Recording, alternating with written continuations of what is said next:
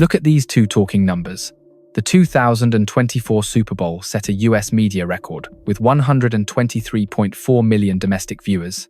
However, that number was completely crushed by the 1.4 billion people watching the World Cup final. The US sports market could lead the world, valued at up to $80 billion, thanks to its self-contained franchise money printing machines. However, at the 2026 World Cup, when hundreds of thousands of European fans flocked to the stadium, one truth was revealed. American money can buy lucrative broadcasting rights and build expensive stadiums, but it absolutely cannot buy the soul and passion of football. While Americans view sports as a consumer and entertainment choice, for Europeans, it is a spiritual obligation of identity. Why is there such a profound generational gap? Today, let's explore 9 core reasons why Europeans are loving, living, and obsessed with the World Cup in ways that Americans will never understand. Welcome to the hidden corner of a silent clash of mindsets between the two sides of the Atlantic. Let's face the reality. The US sports market is valued at a massive $80 billion by 2024. Meanwhile, the overall European scale is much more modest, standing at just $50 billion. But money can never buy a soul. Those figures, reeking of USD, cannot mask a deeply ingrained and profound gap between the two continents. In Europe, football is not simply entertainment. It's deeply ingrained in our blood. This is an integral part of people's lives, a part of culture and family that has existed for generations. Let's rewind time. European clubs were formed from labor unions, religious communities, or social classes as early as the 19th century. There, loyalty to the team is inherited across generations. It is a spiritual obligation of identity, a DNA passed from the elderly father to the son. Data from Eurostat proves that the activities of sports clubs contribute up to 65% of the added value of the entire sports industry in Italy. Football here is a kind of social religion. People don't choose the team chooses them from the moment they are born. Conversely, Americans are approaching sports entirely from the lens of a top-tier entertainment industry. The game day experience in the US is essentially designed as a complete family celebration. It's a performance theater where halftime shows, dining areas, interactive games, and the comfort of the facilities are sometimes considered just as important, if not more important, than the professional outcome of the match. For Americans, sports are ultimately a consumer and entertainment choice. Losing this match? It's okay, the organizers still set off fireworks, the singers still sang, and the audience still happily left with stomachs full of popcorn. Failure here doesn't smell of blood and tears. It only smells of paid bills. In other words, Americans came to stadiums to spend money and seek pleasure, while Europeans came to stadiums to offer their faith and endure torment. Would 6 5-year-old gentlemen in Texas be willing to skip dinner and lose sleep for a whole week just because their team lost a football game? Or would they casually switch channels to watching music in the middle of the day? Which side do you belong to in this battle of minds? Please leave a comment below. But these differences in beliefs and definitions of sport are only the tip of the iceberg. It's nothing compared to the way these two continents have built entire market-structured empires to protect their thinking. Let's face a harsh reality. We are witnessing a fierce battle for attention on the flower continent. The United States possesses an incredibly rich, complex, and distracting sports ecosystem. This market is fragmented and dominated by 4 major leagues, known as the Big Four. These are the NFL, American football, NBA, basketball, MLB, baseball, and NHL, ice hockey. Let's see how they operate. Year after year, Americans are caught in an endless spiral of these 4 giants. Despite its strong resurgence, American soccer is still struggling to capture every last piece of the media market. Public attention, advertising revenue, and lucrative sponsorship deals in the US are being torn up and fragmented for 4 monopolies. Football in America, after all, is just a young child trying to squeeze their way into the tables of their powerful bosses. In stark contrast to that multipolar chaos, across the ocean, Europe has only one king, supreme and unchanging. Football. The dominant sport of football dominates the airwaves 365 days a year on the former continent, without encountering any resistance.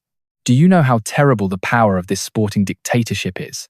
All of Europe's national resources are poured into football, from the school, physical education system, to the massive investment capital of the financial elite. European mass media is constantly buzzing around the round ball. The front pages of the biggest newspapers are always images of derby matches, not a basketball or baseball star. This dominance is so absolute, it's almost comical. Every other sporting event in Europe, from tennis and motorsport to athletics, must know its place and adjust its schedule accordingly. They are forced to avoid major football tournaments, especially weekend matches, if they don't want to suffer a humiliating defeat in terms of viewership. Americans with a choose-what-you-like mindset simply cannot understand the suffocating feeling of a nation where the entire economy, transportation network, and social pulse hold their breath just because a ball rolls on the grass. To put it bluntly, Americans divide their love equally among a first wife and 3 concubines, while Europeans worship only one lover and are willing to crush anything that stands in her way. Can someone who enjoys watching the NFL tolerate the fact that the entire national television network only broadcasts football for a whole year, day after day, month after month? Are you part of the team that prefers the diversity and fragmentation of multipolar, or the absolute fanaticism of unique? Please drop a comment below so we can discuss it. Look at a map of European football. You'll see it's not drawn with white chalk on the pitch, but is woven together by hundreds of years of history and incredibly complex geopolitical conflicts. The intricate web of history, territorial boundaries, and the ghosts of the past transform every match at the World Cup into a tense chessboard. A clash between England and Germany, France and Italy, or the Netherlands and Germany, has never been, and never will be, confined solely to the realm of pure sport. For Europeans, stepping onto the football pitch is stepping into a battle to assert their supreme national pride on the international stage. It was a once-in-a-lifetime opportunity for them to reclaim their long-standing feuds, their equal debts that had dragged on for decades. The identity of European national teams today is a complex and profound multicultural kaleidoscope where generations of immigrants stand together on the same front, sweating and shedding blood to fight for their colors. Football here carries the honor of a nation on its shoulders. Looking at America, you'll see that sporting rivalries are completely empty and lack this suffocating historical weight. American competition is primarily domestic, revolving around neighboring states or cities. The nature of fights in America is purely commercial, a wholesome form of entertainment for both sides to make money, rather than a national confrontation of life and death. Even the approach to soccer held by some traditional Americans remains prejudiced, viewing it as a sport lacking physical contact and somewhat sentimental when compared to American football. American audiences largely simply jumped in to celebrate in a movement when their men's national team achieved some degree of success. It is the lack of the catalyst from deep-seated historical animosity, an animosity that has caused the World Cup to lose half of its original appeal in the eyes of Americans. But that historical animosity doesn't just exist in the verbal clashes in the stands. The price paid for maintaining that cruelty is the most ruthless rules of the game in the world of sports, a purging system that leaves no room for the weak or the wrong. Buckle up and step into the most ruthless and fair-minded operating structure in the world of sports, the European football pyramid system.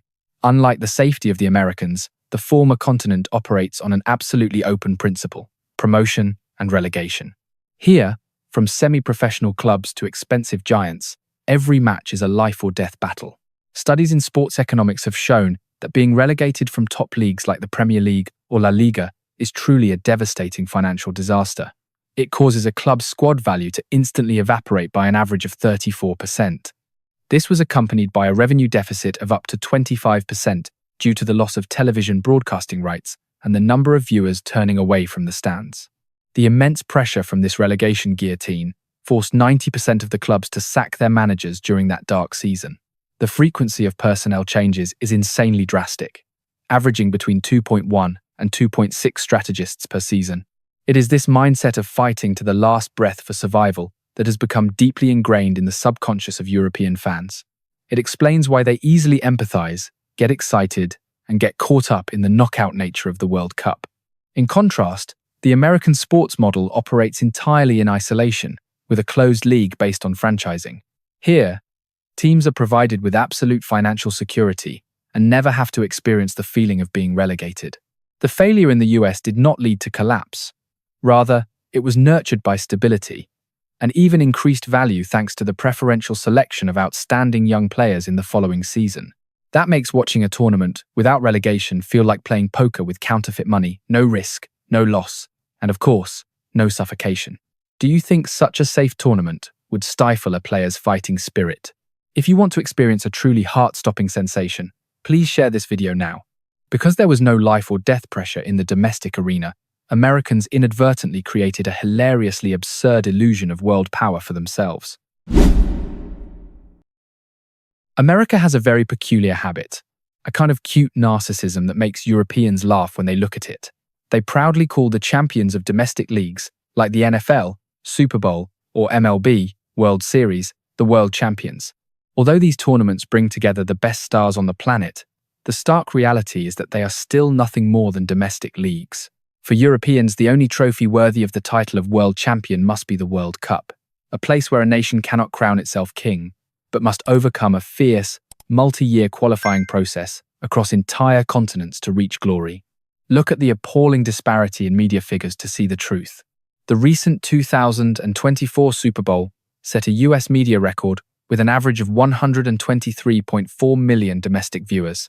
That's a huge number in the US, but unfortunately, it's just a small grain of sand when placed next to the 2022 World Cup final. The historic rivalry between Argentina and France reached an average live television audience of 571 million people. And in total, more than 1.4 billion people on Earth watched at least a minute of that match. These tangible figures are a powerful testament to the World Cup's absolute dominance in the minds of humanity. Europeans understand very well that to dominate the world, you must step out into the world and defeat it, not close your doors and sit at home and bestow titles upon each other. And you know what?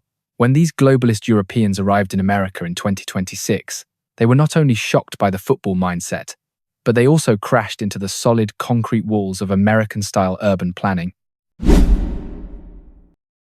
The World Cup in Europe has always been associated with an inseparable social space, pub culture, and the dominance of public spaces like fan zones or large squares. When the tournament took place, fans packed from noon until night, and the entire city practically shut down to watch the match. Look at an empirical example right here in Dallas to see the sweeping power of this culture. Hundreds of English fans gathered at a pub called The Londoner. They consumed over 5,000 beers and fueled revenue to over £30,000 in just a few short hours before the match began. The immense pressure from the enthusiastic crowd was so great that the pub subsequently had to announce its early closure due to severe overcrowding. That's how Europeans turned a street corner into a miniature cathedral. In stark contrast, the urban structure of America is built on a different scale and philosophy. The magnificent stadiums in the suburbs are surrounded by huge concrete parking lots. It was this vast space that gave birth to a unique American cultural tradition: tailgating, an outdoor barbecue right next to the back of a pickup truck. Americans welcomed the World Cup with spectacular outdoor BBQ parties. Their hospitality and openness softened the hearts of even the most skeptical European fans. They were willing to invite a complete stranger, even one wearing the opposing team's jersey, into their tent to share smoked beef brisket and cold beer. But despite the BBQ feast, the lack of traditional pubs within walking distance of the stadium was a major shock, a cultural void that was difficult for European fans to fill. Perhaps Europeans prefer to squeeze into dark, cramped corners of bars to shout together, while Americans want to turn parking lots into a grand outdoor barbecue. Between sitting and drinking beer in a quaint pub and standing and breathing in the smoke of a BBQ in a sun-drenched parking lot, which side would you choose? But behind those sparkling beers and fragrant grilled meats lies a vast, intergenerational void of memory between the two sporting cultures. Let's move on to the next section to see what treasures Europeans are holding that Americans covet. To truly understand why Europeans love the World Cup so intensely, we must touch their museum of memory. Each nation on the former continent possesses a vast football history, written by outstanding individuals and immortal legends. European fans connect intensely through generations. They shudder at the memory of Zinedine Zidane's mesmerizing run, Cristiano Ronaldo's godlike free kick, or Lothar Matthäus's steely resolve. Let's look at a vivid experiment at the 2026 World Cup. Tens of thousands of Dutch fans created a dazzling orange parade through the streets. They not only wore their current jerseys, but also formerly carried vintage jerseys associated with the names of Johan Cruyff, Marco van Basten, or Dennis Bergkamp. For them, football is a sacred spiritual bond, connecting the past, present, and future of a family and a nation. Looking at America, this emotional bond is incredibly fragile and loose. Although the US women's team is an absolute dominant force, their men's team has a very turbulent history. They have only really made remarkable progress in recent years and are completely devoid of monuments and world-class legends. Lacking the depth of historical heritage, Americans approach the World Cup with the curiosity and excitement of an entertainment audience member rather than with the soul and faith of Europeans. Ironically, while Europeans watch the World Cup to rediscover the image of past gods, Americans are still struggling to find a hero for the future. Do you still have any old jerseys from the 1970s in your closet? Comment now on the name of the football legend who once brought you to tears so we can reminisce about the past. And you know what? The historical and vocal absence of Americans on this football map even profoundly affects another ultimate power: how the global calendar is shaped, where Americans host the games but have to wake up to European time zones. Let's be frank about a stark truth. How subtly has your circadian rhythm been manipulated? For decades, the habit of sitting in front of a screen and enjoying football during prime time in the evening has become deeply ingrained in the subconscious, a natural reflex for people in Europe.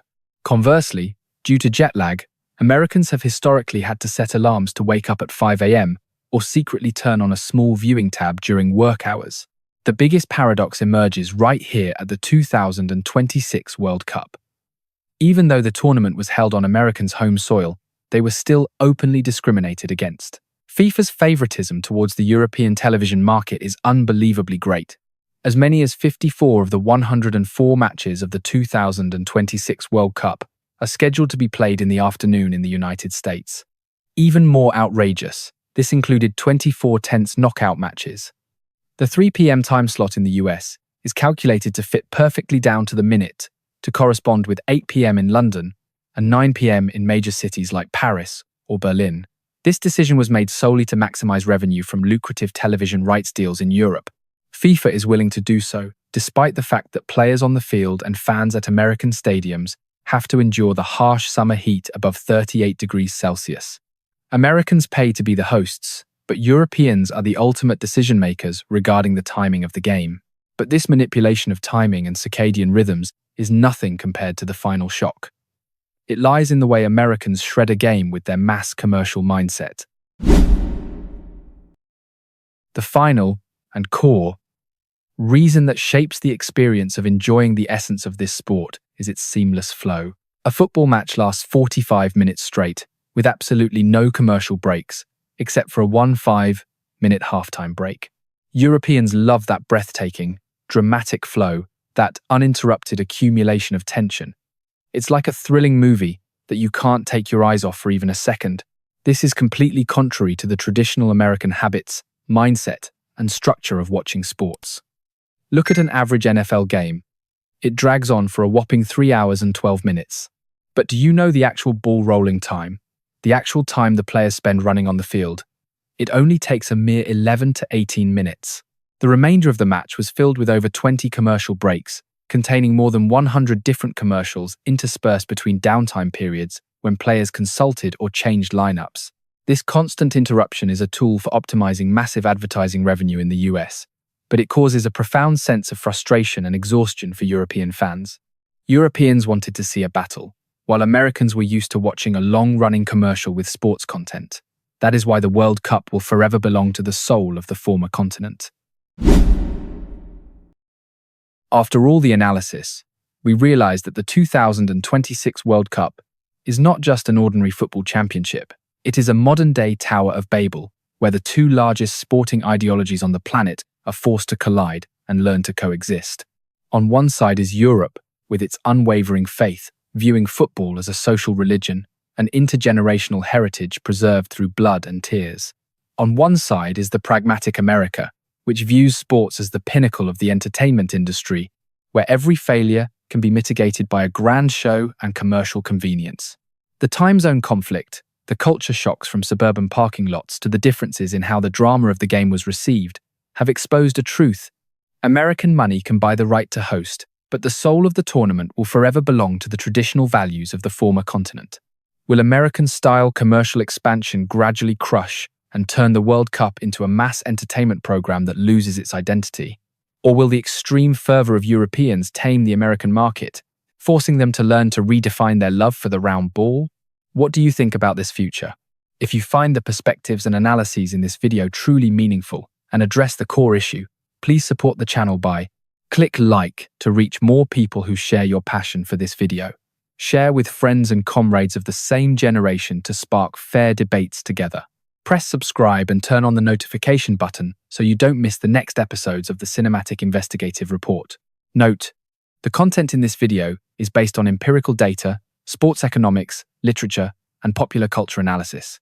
These opinions are for discussion and objective debate on the commercial operating systems and policies of sports organizations and are not intended to attack, belittle, or defame any individual, nation, or culture. Viewers need to consider and take responsibility for their own personal inferences based on the video content.